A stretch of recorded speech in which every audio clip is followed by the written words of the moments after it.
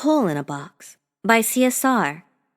Chapter 15, The Adventure of Luke Hamilton. About 2 weeks had gone by since Marla had last been seen at Utudesma. About 2 weeks since she had felt happy and whole. That was until, on one nice and sunny Tuesday, she found out that the children were going to the library. Out of all the places that the orphanage took from Marla and the other children, the library was her favorite.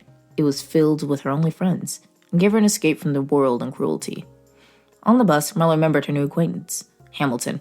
He was a writer, and it was quite possible that his books would be in the library. As soon as she got there, Marla went to the librarian to ask if they had any books by him. The librarian was a woman in her late 20s, who seemed rather delighted to see such an enthusiastic young girl in the library. "Excuse me, ma'am," Marla began. "Do you have any books by an author known as Little Hamilton?" The librarian's face lit up as she knew exactly who Marla was talking about, and she said, "Sure we do. He actually came in about 2 weeks ago for a book signing. We got his newest book, A Night and Eternity, if you want to read it." "Yes, please." Marla responded in an excited yet calm manner. The librarian chuckled. "Right this way." She led Marla over to the fiction section and revealed that they had many of Hamilton's books, including his first one, The Adventures of Luke Hamilton. Marla thanked the librarian and started to delicately tear her way at the books. She started with the oldest and went in chronological order. Marla had two strange gifts. One for reading very quickly, and another for being able to absorb a lot of information at once, and still being able to process it thoroughly. Marla found herself lost in Hamilton's books. She could only read books that she either felt very connected to the story, the writing style, or the author. If she didn't feel a spark, Marla couldn't read it. But luckily, she found herself connected to and interested in all three components, even though Hamilton jumped between genres with the stories. It was very interesting to Marla because no two books were the same, or at least similar, with the exception of sequels, but even then, they were unique from the predecessor.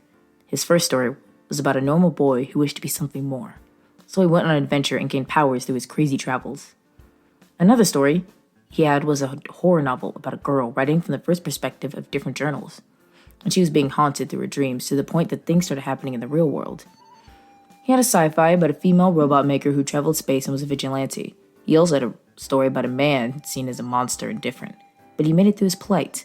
The sequel to the book had the same characters, but took a very different turn of events as well as focus. The final book, A Night in Eternity, was about a normal human princess who was rushed into the world of the Fae and had to stop the Lord of Nightmares from trying to start a war. Marla was able to read all the books the library had by him more than once.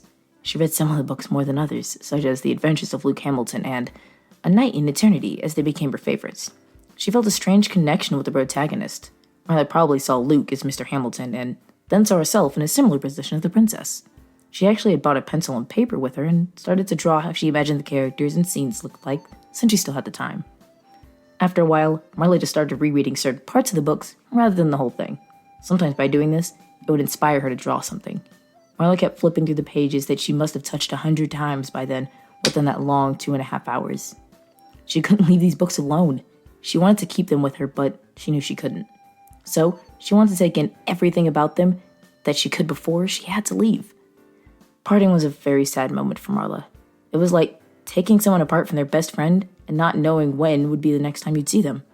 Marla climbed onto the bus full of new ideas, thoughts, and drawings. Marla looked out the window and made a wish, same as Luke Hamilton had done in the book she read. She wished that Hamilton came to visit her really soon so she could tell him that she had done and show him the drawings she inspired by his work. She wanted to tell him because she felt it would make him happy.